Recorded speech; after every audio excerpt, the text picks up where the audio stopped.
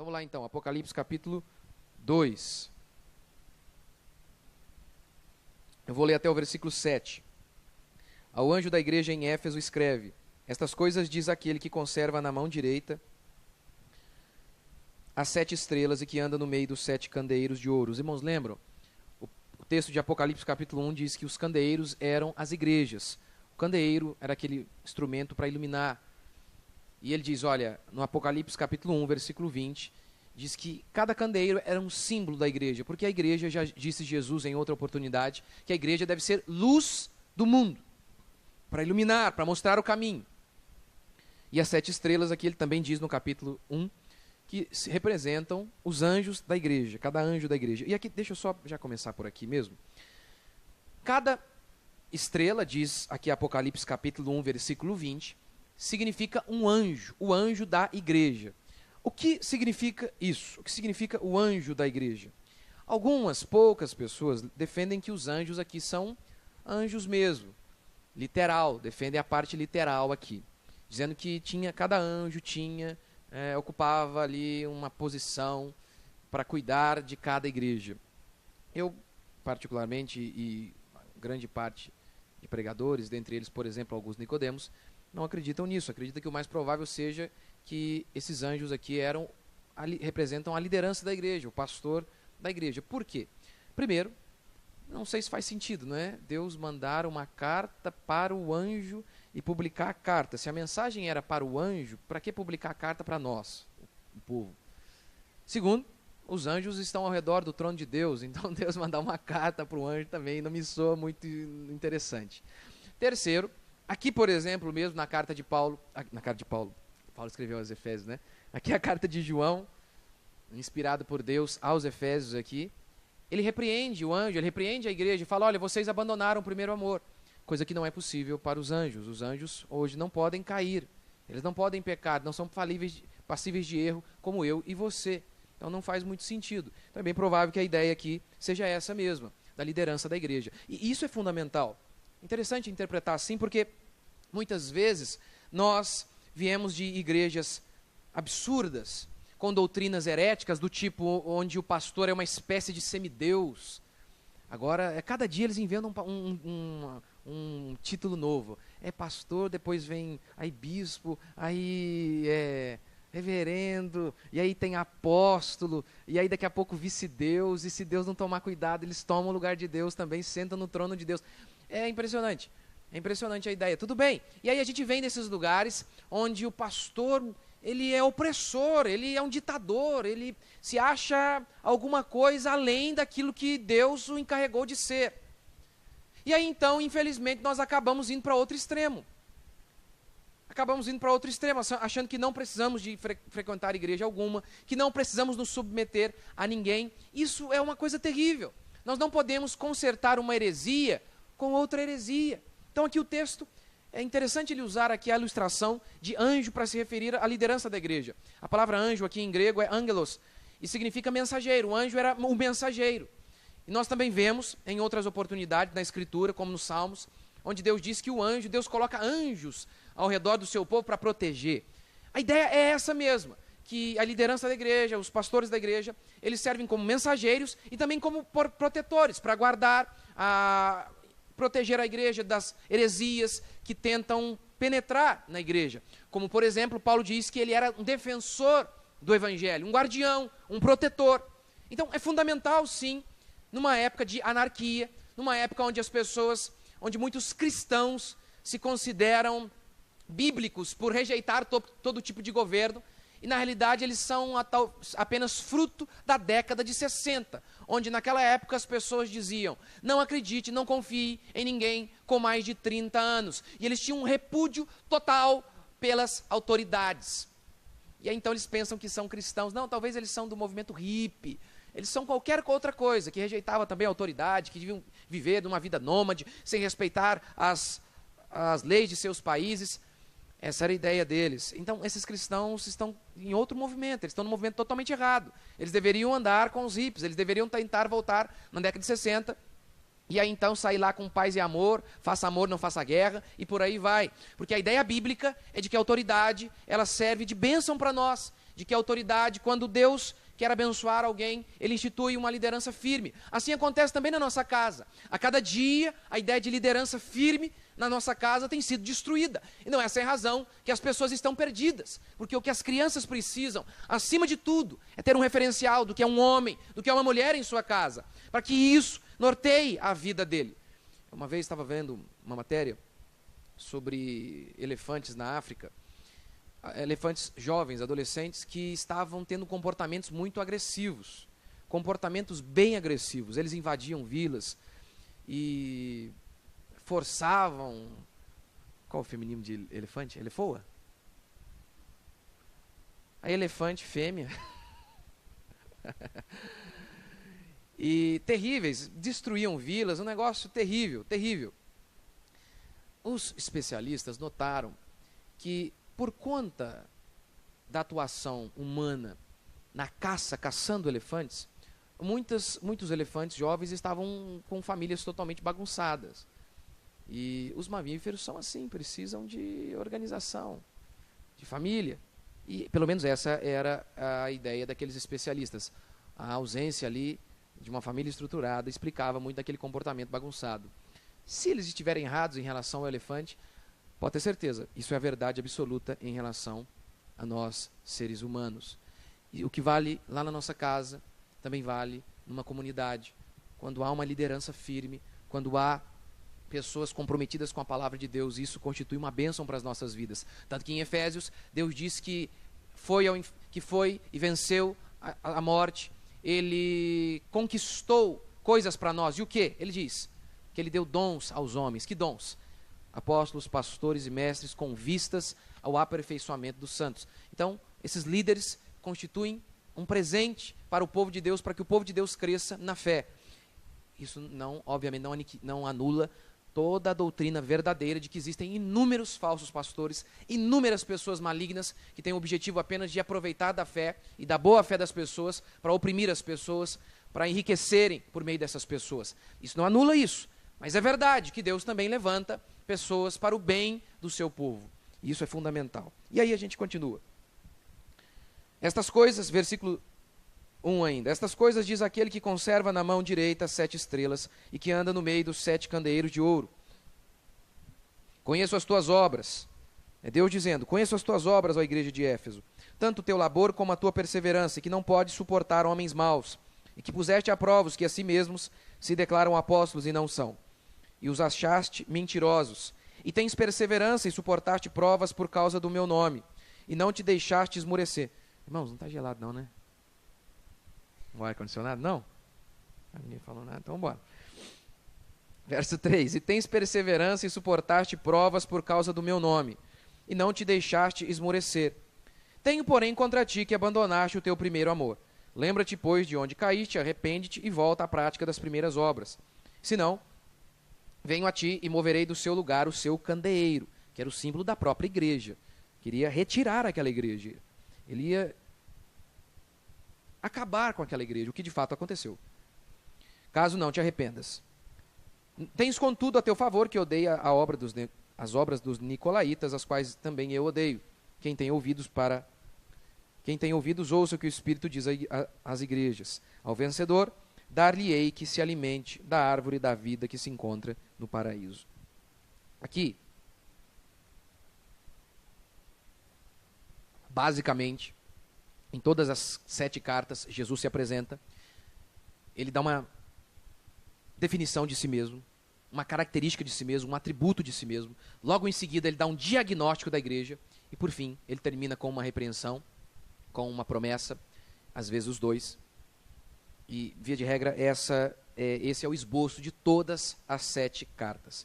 Então, em primeiro lugar, a apresentação de Jesus. Jesus se apresenta como aquele que conserva na mão as 7 estrelas. Os irmãos lembram, a estrela representa o anjo representa a liderança da igreja. Ele diz, eu seguro, eu conservo na minha mão. Quase sempre aqui, a apresentação de Jesus acerca de si mesmo é o remédio para a doença da igreja. E aqui ele diz, olha, eu conservo esses pastores na minha mão. E a palavra aqui em grego dá a ideia de conservar, de segurar firme, de controle absoluto. E é isso que ele está dizendo, olha, eu controlo os líderes das igrejas, inclusive os das falsas igrejas também. Como você deve se lembrar dos falsos profetas que foram até Acabe e enganaram Acabe. E diz a Escritura que Deus havia permitido isso. Lá no céu, diz a Escritura, que Deus falou assim, o que farei para enganar Acabe? Um anjo então disse, Senhor, eu serei espírito mentiroso na boca dos profetas dele. E isso de fato aconteceu. Então não se preocupe com os bispos Macedo da vida, Agenor Duque e por aí vai. Os falsos profetas também estão no controle de Deus e eles constituem o juízo de Deus sobre pessoas que não querem Deus, que em nome da religião querem apenas conquistar tudo o que os seus corações carnais almejam. Todos os homens estão nas mãos de Deus. A Bíblia diz que o coração do rei, o coração dos poderosos, também estão nas mãos do Senhor. E ele inclina como um rio para onde Deus quiser. Para onde o Senhor quiser, Deus inclina o coração desses homens. É isso que a Escritura então anuncia, que o coração dos homens está nas mãos de Deus. Isso de maneira alguma anula a responsabilidade humana, a soberania divina, o fato de que Deus é absoluto, governa os céus e a terra, e os nossos corações não anula a verdade de que nós somos responsáveis pelo que nós fazemos, como diz aqui o texto. Tanto que Deus está responsabilizando, está culpando aquele povo, aquele líder, aquele anjo, pelos pecados daquela igreja. Mas Deus está no controle. Segundo, o elogio. Ele elogia a igreja. Ele fala, olha, tem algo a favor de vocês. As obras, o labor e a perseverança. Quais obras eram essas que foram objeto de elogio de Jesus? Primeiro, que eles puseram à prova os falsos apóstolos. Puseram à prova, é o que diz o texto. Ou seja, eles testaram, avaliaram, para saber se era de Deus ou não. Julgaram, como diz Paulo em Coríntios. Julgai. O homem espiritual julga todas as coisas. Diferente, bem diferente aqui, não é? Do discursinho de hoje, não é? De muitos evangélicos, que se dizem evangélicos, que dizem, olha, ao invés de discutir quem é de Deus ou não, vamos pregar o amor. É impressionante. Você fala de algum assunto que toca na ferida das pessoas, aí sabe um dos argumentos que eu sempre ouço é, olha, nossa, isso aí é tão pequeno. Por exemplo, eu falei hoje sobre roupa, que muitas mulheres se comportam como garota de programa, a roupa que ela usa é extremamente sensual. Aí alguém respondeu, nossa, se o meu problema fosse apenas esse. Ou seja, então, já que com certeza esse não é o maior de todos os assuntos, óbvio que não, o mais importante, mas já que há assuntos mais importantes, então esse aí que toca você, a gente pode deixar de lado. O salmista diz, tu ordenaste os teus mandamentos para que os cumpramos à risca. Paulo falou, olha, que as irmãs usem roupas com modéstia. Ou seja, ele então iria repreender Paulo. Paulo, com tanto problema no mundo, está preocupado com a roupa das irmãs. Mas está vendo? Ele sempre tem uma estratégia para que a gente não pregue sobre algo, para a gente não condene, para que a gente não analise as coisas. Mas aqui diz o texto que eles analisaram, que eles julgaram. E julgaram, inclusive, pessoas. Não, vocês não são de Deus. Eles chegaram a essa conclusão. Vocês não são verdadeiros apóstolos. Nós chegamos a essa conclusão. Mas eles dizem o tempo inteiro isso. Não, vamos pregar o amor. Se você diz, isso aqui não é de Deus, eles geralmente respondem, achando que estão respondendo com um argumento bíblico. Dizendo, nossa, vamos amar, para com isso. Para com isso. São os hippies gospel. Eles são hippies, eles não são crentes. São hippies. Tudo para eles é paz e amor. Tudo para eles se resolve soltando pombinha na Lagoa Rodrigo de Freitas, como diria alguém aí, né?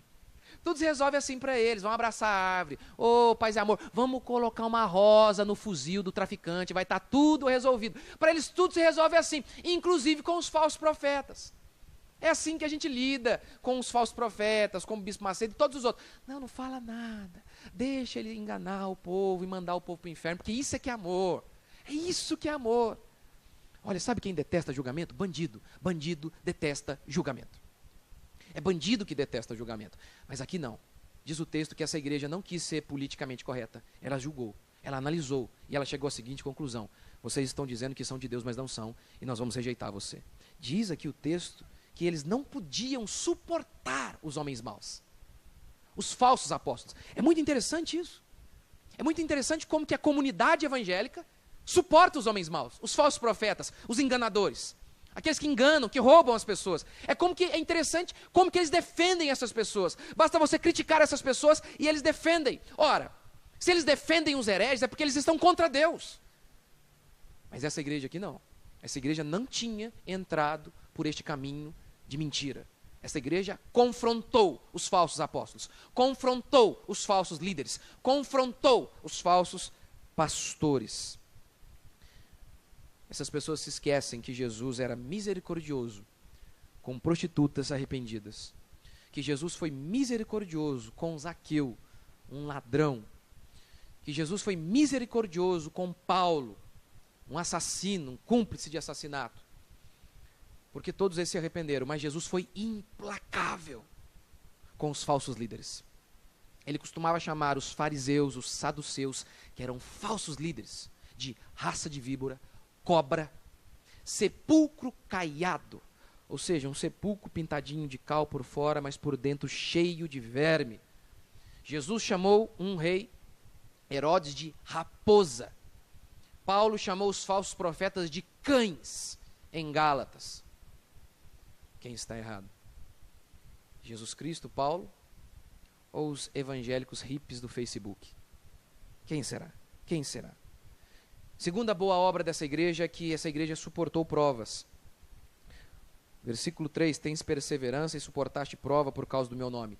A igreja de Éfeso, naquela época, estava localizada em Éfeso. Isso aí foi revelação, hein? Localizada em Éfeso. E a cidade de Éfeso tinha ali o templo de Diana. Você deve se lembrar, ao ler Atos, que quando o apóstolo Paulo estava pregando lá, as pessoas ficaram revoltadas e por 2 horas clamaram: Diana é a deusa dos Efésios. Diana era a deusa dos Efésios. E eles chegaram a dizer: se esse homem começar a converter pessoas à fé cristã, o nosso serviço, muito emprego aqui vai acabar. Ou seja, era uma capital da idolatria. E a idolatria ali, parecido com algo bem parecido aqui com a nossa cidade Aparecida, a vida econômica da cidade girava em torno daquele templo de Diana. O negócio não era mole, tanto é que eles ficaram revoltados. Eles falaram: olha, não é apenas uma questão de espiritualidade. Se muita gente começar a converter, nós vamos perder emprego. Lá estava estabelecida uma igreja. Imagina o tamanho da perseguição. E ainda assim diz o texto, eles suportaram provas. Eles aguentaram o tranco, eles mantiveram a fé. Terceiro, diz que aquela igreja rejeitou as obras dos nicolaítas.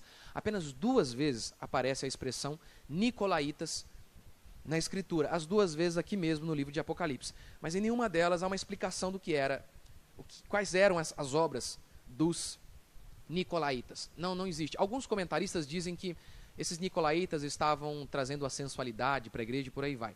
Mas como eu sigo aquela regra para interpretar a Bíblia? A Bíblia interpreta a própria Bíblia. E eu não tenho nenhum lugar dizendo que eram estas as obras dos nicolaítas. Então, como a gente interpreta aqui essa passagem? O que importa aqui é que nicolaítas, a palavra nicolaíta significa destruidores do povo. Destruidores do povo. Então, o que importa aqui para nós, a gente não pode, talvez, não saber quais eram as obras deles. Mas nós sabemos que tudo aquilo que vem para destruir o povo deve ser rejeitado. E diz a Escritura que a igreja de Éfeso rejeitou. Todos os falsos pastores, todas as heresias que vinham para destruir o povo, eles rejeitaram. Eles rejeitaram aquelas obras. Então, todos os falsos. Os nicolaítas aqui podem então representar todos os falsos pastores, todos os falsos líderes que destroem a igreja. Ao longo da história da igreja, nós tivemos vários deles. Por exemplo, no início da igreja cristã, nos primeiros séculos, existiam os gnósticos. Os gnósticos diziam que a matéria era má, ou seja, que o corpo era mau. Se a matéria era má, primeiro, que Jesus Cristo não morreu na cruz, aquilo ali foi apenas um show pirotécnico. Aquilo ali não foi real, ele não sentiu dor alguma, porque ele não tinha corpo, ele era apenas um fantasma, diziam os gnósticos. Mas existiam 2 implicações bem práticas dessa heresia. 2 implicações. Uns gnósticos se tornaram ascetas, porque eles diziam: se o corpo é mau, então todos os prazeres do corpo devem ser reprimidos. E eles então não tinham nenhum prazer. A comida era pão e água. A roupa era aquela coisa horrível. Nenhum prazer, asceta totalmente, porque a matéria era má. O engraçado é que a mesma ideia gerou outro tipo de gnóstico. Se a matéria não é o mais importante, o importante é o espírito, nós podemos fazer o que quiser com o nosso corpo. E se tornavam libertinos. Isso foi uma praga. Os dois lados são horríveis. Uma vida miserável. Tanto uma vida que não desfruta daqueles prazeres saudáveis, quanto aquela vida que vai para o exagero nos prazeres do corpo. Depois surgiu Ário, que era um presbítero na igreja de Alexandria. E ele surgiu também com uma heresia, dizendo que Jesus Cristo não era um com Deus, que ele era o primeiro na criação. Está vendo? Ao longo da história, surgiu do meio do povo hereges, pessoas que eram líderes, era um presbítero. O presbítero era algo como um pastor, muito parecido. Um líder da igreja, de uma igreja de Deus. E saiu com heresia. E hoje também. Hoje a história se repete todos os dias. Existe a teologia da prosperidade, que é uma heresia que nós precisamos combater. Existe os desigrejados. Existe o misticismo. O que é o misticismo? Que vê demônio em tudo. Tudo tem demônio. A Coca-Cola tem demônio. No carro tem demônio. O misticismo é essa coisa onde ele viu um vento e falou, Deus está falando comigo, olha o vento, olha, porque você viu a árvore, tombou para a direita, é para lá que eu vou. É um misticismo e tem, basicamente, isso vem muito, muito do pentecostalismo, onde há muita emoção sem conteúdo, às vezes não interessa muito se há conteúdo. Se o pastor chega e dá um berro mais alto, o povo vai ao delírio. Vai ao delírio, vai ao delírio. O pastor pode ter saído do motel, mas se ele consegue falar a palavra certa, na entonação certa, para o povo já basta. Para o povo, isso é o bastante. Isso é um absurdo, isso é heresia, e a gente precisa combater isso. Agora também tem um outro, que é o pastor freestyle. Esse é uma invenção minha, pelo menos o nome. Freestyle, você sabe, é o estilo livre. É o pastor molecão. É o pastor church. É o pastor que tem muito gel no cabelo e pouco conteúdo de Bíblia. É aquele pastor que ele gosta de distorcer aquela passagem onde diz que Jesus comeu com pecadores. Ele gosta de distorcer essa passagem para aprovar o pecado das pessoas. Como, por exemplo, já que Jesus comeu entre os pecadores, nós podemos ir a um show onde músicas que são totalmente contrárias à nossa fé cristã estão sendo tocadas. Nós podemos estar lá, não há problema algum. Não há problema algum. E eles dizem ainda que, está vendo, estamos sendo como Jesus. É uma coisa bem estranha. Esse pastor freestyle, estilo livre, ele ama dizer, eu prego Jesus, não prego religião. E com o objetivo desse discurso de trazer libertação da opressão da igreja, da denominação. É isso que eles querem. Eles querem, com o discurso de que não pregam religião, libertar você dos gurus da fé, que exploram a fé alheia. Para quê? Porque eles querem libertar você dos falsos pastores, dos falsos gurus. Ora, para que você tenha ele como guru. Essa é a ideia. Essa é a ideia desses safados, pilantras, que não foram gerados no deserto da vida e do sofrimento como pastores. Não foram formados ali na escola da dor. Não foram. Não foram formados na prisão solitária dos livros. Porque é ali que um pastor deve ser formado. Ali, sentado por horas, dias e anos, lendo e lendo. Não foram formados ali. Foram formados em alguma agência de publicidade da fé, responsável para lançar no mercado gospel alguém que vai estourar e ser um sucesso. Como, por exemplo, acontece aí em se tratando de música. Vai lá, lança o moleque, ele pega o moleque e gera o moleque. O moleque tem uma voz um pouquinho mais ou menos boa, um rostinho bonito, e eles fabricam, eles produzem. E fazem com que o moleque estoure. É mais ou menos essa a ideia. O moleque não sabe nada de música, não tem conteúdo musical algum. Só sabe do ré, mi, fá. Mas não tem problema. Não tem problema algum. Eles lançam com um baita de um marketing, uma carinha bonita, com um gelzinho no cabelo e a calça correta, ele é lançado. É assim.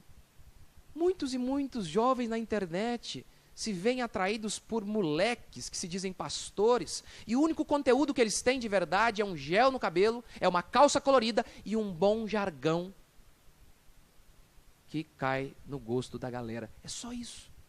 Esses homens têm que ser rejeitados e combatidos.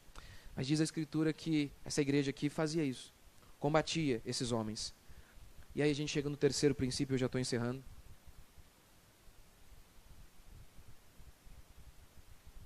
A repreensão de Deus. Deus repreendeu a igreja. Verso 4. Tenho, porém, contra ti que abandonaste o teu primeiro amor. O que significa isso? Aquela igreja tinha obras, algumas obras, tinha doutrina, tinha fé. Diz que suportou, não negou a fé. Tinha fé, tinha doutrina, mas diz o texto que não possuía amor. E isso aqui tem tudo a ver com uma igreja reformada. Você tem algo que é uma mensagem para uma igreja reformada, é essa mensagem aqui. Porque uma igreja reformada se assume como defensora da doutrina. E muitas vezes é completamente morta. Um cemitério tem mais calor do que muitas igrejas reformadas. Tem mais vida num cemitério do que ali. Isso é impressionante. O que é a falta de amor? Eles tinham fé, tinha sacrifício até, suportavam angústias, mas não tinha amor. São algumas possibilidades. A primeira está em 1 Coríntios capítulo 13, onde Paulo diz assim: se eu tiver fé para transportar montes, se eu tiver toda a ciência, se eu tivesse todo o conhecimento, se eu entregasse o meu corpo para ser queimado, se eu desse os meus bens aos pobres, e se não tivesse amor, nada seria. Poxa, é possível ter fé para transportar monte e não possuir amor. É possível, por exemplo, então, dar todos os meus bens, que seria um aspecto de generosidade, e não possuir amor. Como assim? Toda pessoa que ama será generosa, mas nem todo generoso ama. Ele pode simplesmente ser generoso para que o nome dele esteja estampado ali. Aqui jaz o fulano que contribuiu para levantar essa biblioteca. Aqui jaz uma pessoa que fez coisas boas. Olha, ele deu isso, aquilo.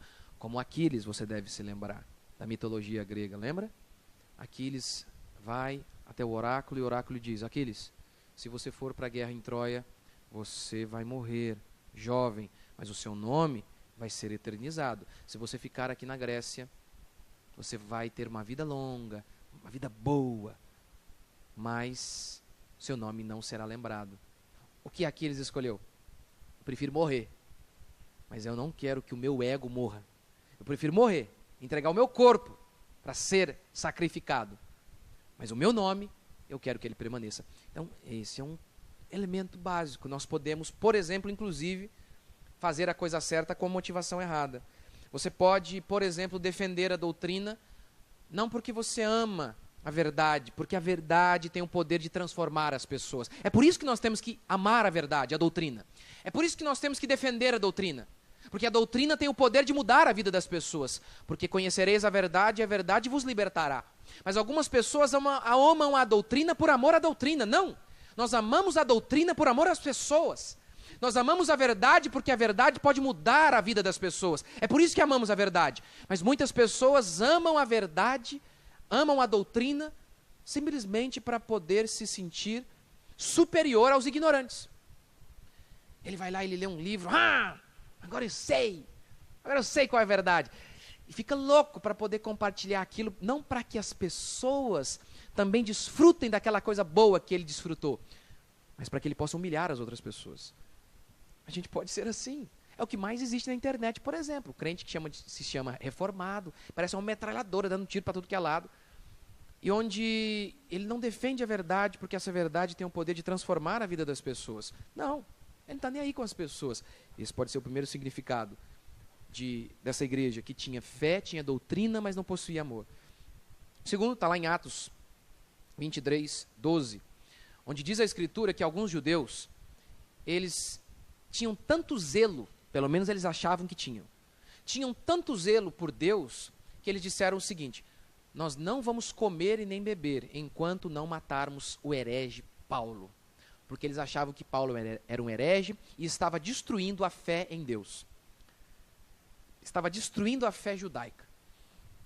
Então eles eram tão zelosos que eles disseram: nós vamos fazer um pacto sob jura de pena de anátema. Anátema era a pior maldição que pudesse existir. Eles disseram que nós sejamos amaldiçoados da pior maneira que existe, se nós comermos antes de matar Paulo. Está vendo? Zelo. Zelo pela verdade, diziam eles. E ainda assim estavam matando pessoas. Um zelo sem amor pode nos levar até o homicídio. Por último, um exemplo do que significa isso aqui: aquela igreja tinha doutrina, mas não possuía o amor, pode ser exemplificado lá com os escribas, que quando, diz a Escritura, os magos vieram viajando durante 2 anos, 2 anos viajando, para encontrar Jesus. E eles então chegaram em Jerusalém e perguntaram: onde haverá de nascer o Messias? Aí diz a Escritura que os judeus, que os escribas, que os líderes religiosos foram e disseram: em Belém, porque assim está escrito. Esses caras, eu acho que era reformado, deram a interpretação certa, certinha, deram a interpretação correta, falaram: olha, é lá em Belém. Os magos foram e encontraram Jesus lá. Agora o interessante é o seguinte: esses escribas, esses judeus, todos os dias eles oravam que o Messias venha, como havia profecia. Todos os dias eles diziam que o Messias vem. De repente chega alguém, bate a porta deles dizendo: estamos há 2 anos procurando pelo Messias, ele nasceu, nós temos certeza. Mas onde ele nasceu, nós não sabemos onde, nos mostra o caminho. Aí o escriba interpreta a Escritura de maneira correta e não vai atrás de Jesus. E não o busca. Isso pode acontecer.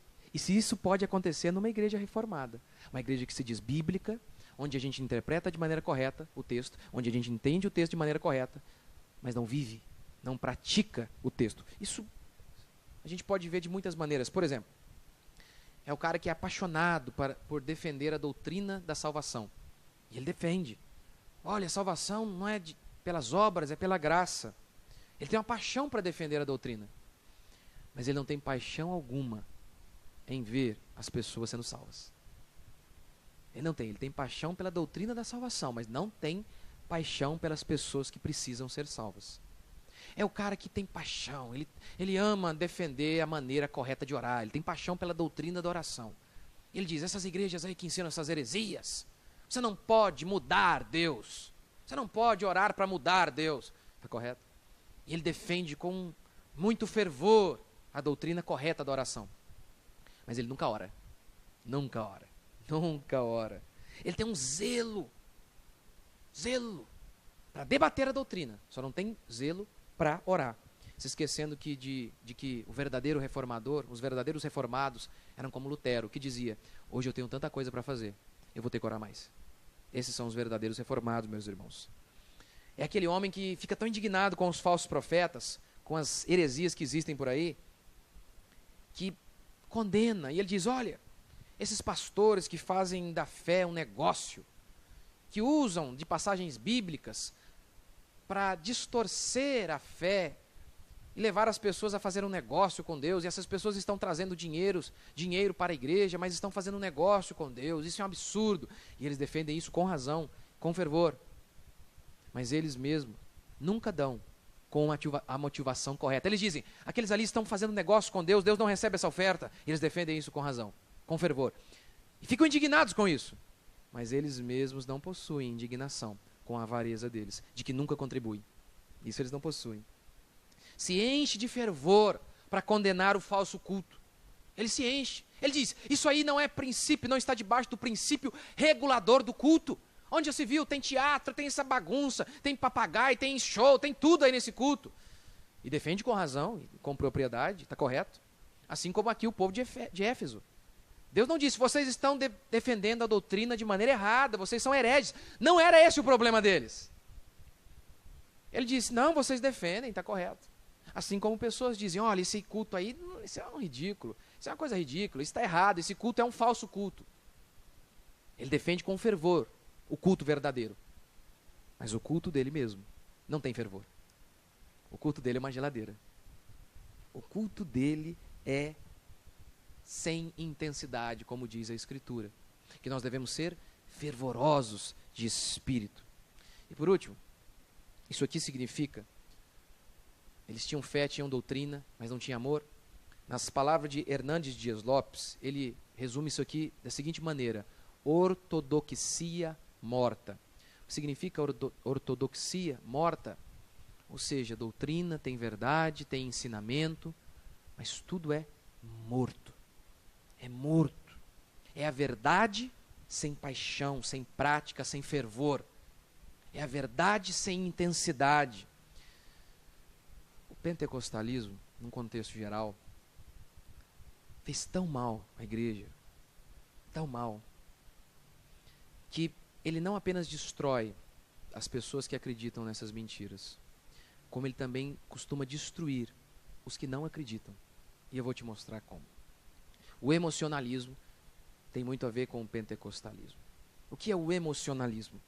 É a histeria sem verdade. É o choro sem conteúdo. É a emoção vazia de verdade.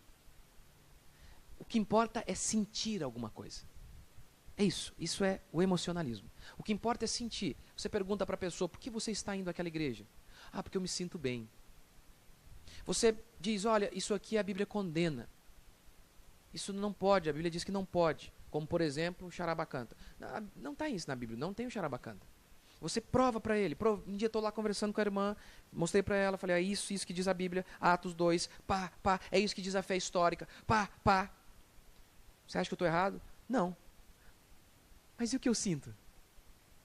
Mas eu sinto, eu falo com Deus. Eu falei para ela, olha, aqui em Cachoeira Paulista, tem um pessoal que eles dizem direto que eles viram Maria. E eles dizem que sentiram coisas fenomenais. Então é verdade também? Só porque disseram que sentiram? Isso, é claro que está em todos os lugares, pode existir em todos os lugares, mas principalmente no meio pentecostal. E aí, a gente vê isso, onde o cara chega lá, você nem entende o que o cara fala, viu? Essas igrejas, você nem entende, ele prega, porque o Senhor está chegando aqui, gol! 7-1, entendeu? Você nem entende o que o cara está falando, você nem entende. Não, e você já reparou também, que parece que eles compram uma caixa, parece uma caixa de marimbondo, e eu acho que é de propósito. Eu acho que é porque o povo não entendeu o que ele está falando mesmo. E aí o povo vai ao delírio. Ao delírio. Negócio terrível. Um dia o pastor estava lá pregando, né? Porque o Senhor Jesus está entre nós, amém. E não sei o que. E desse jeito, né? Porque tem que ser assim, senão não tem poder. E ele estava lá no meio da pregação, porque o Senhor está aqui entre nós, meus irmãos. Mas o Senhor, Ele também está conosco no dia da dificuldade, porque a minha mãe morreu esses dias, amém. Alguém gritou lá. A mãe dele morreu, ele falou, glória a Deus. Você vê? Ele não está nem ouvindo direito. É emocionalismo. E por que isso é tão desgraçado, ruim e do capeta? A gente vê isso, esse emocionalismo, o emocionalismo, essa emoção sem verdade, emoção pela emoção, isso destrói aquelas pessoas e acaba também destruindo aqueles que não acreditam, porque se lá tem emoção vazia, desprovida de verdade, aí a gente acaba, infelizmente, muitas vezes consertando essa mentira com outra. Se lá a emoção é vazia, aqui não vai ter emoção nenhuma. E a gente se esquece que Deus também fez as nossas emoções. Deus nos criou com razão, com vontade e emoções. Nos esquecemos disso. A gente se esquece dos verdadeiros reformados, como George Whitefield, o pregador britânico, que raramente pregava sem estar chorando. Raramente. Conta-se que algumas vezes ele pregando para mineiros, não era mineiro que não da Minas, tá? O pessoal que trabalhava nas minas. E aquele povo cheio, o rosto repleto de carvão. E dava para ver, quando eles ouviam a verdade, sobre o pecado, sobre a ira de Deus, sobre o amor de Deus, como eles ouviam o evangelho, e o seu coração se compungia, dava para ver os sulcos das lágrimas escorrendo pela sua face, pela face daquelas pessoas. E ali havia, então, verdade, e houve emoção. Houve emoção. Houve emoção.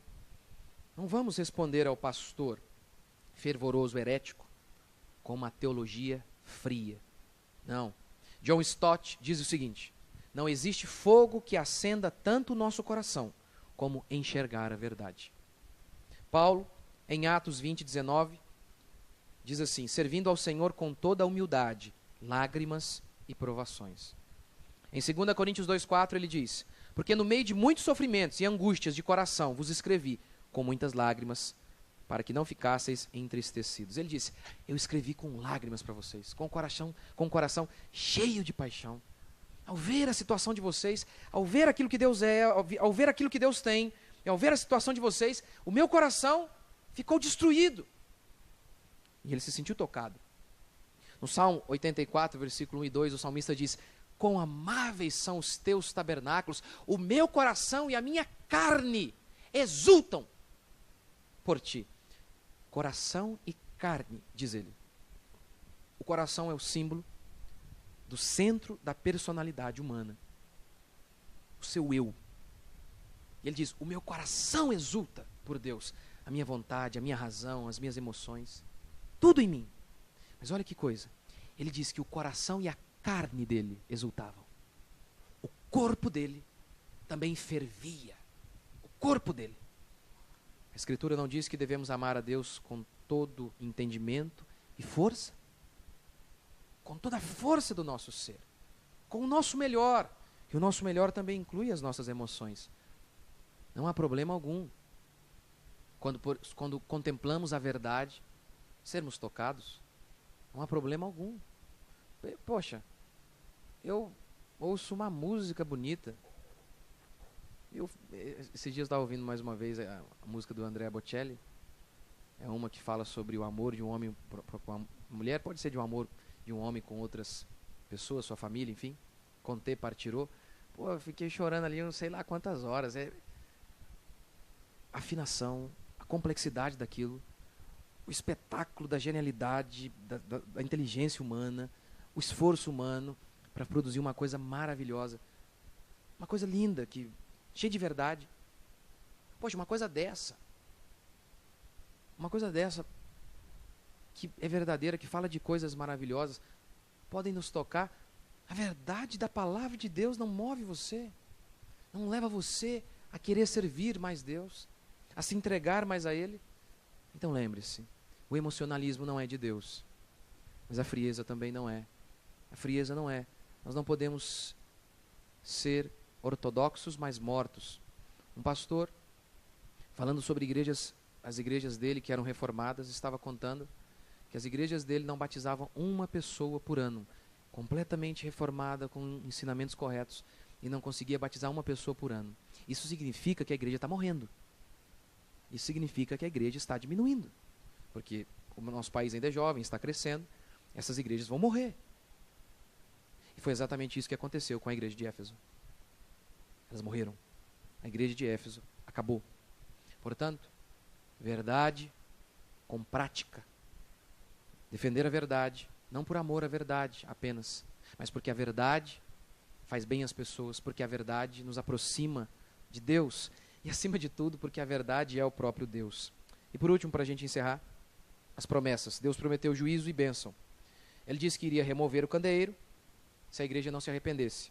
E ele também prometeu que iria permitir que o vencedor comesse da árvore da vida. Ou seja, a árvore da vida é um símbolo clássico aqui da eternidade. Apenas os crentes, as pessoas que são assim, é que devem provavelmente ser os verdadeiros cristãos. Esses que são defensores da verdade, mas cheios de amor por Deus e pelas pessoas. Esses é que são os verdadeiros crentes. Esses são os vencedores. E é esses que vão estar na eternidade com o Pai.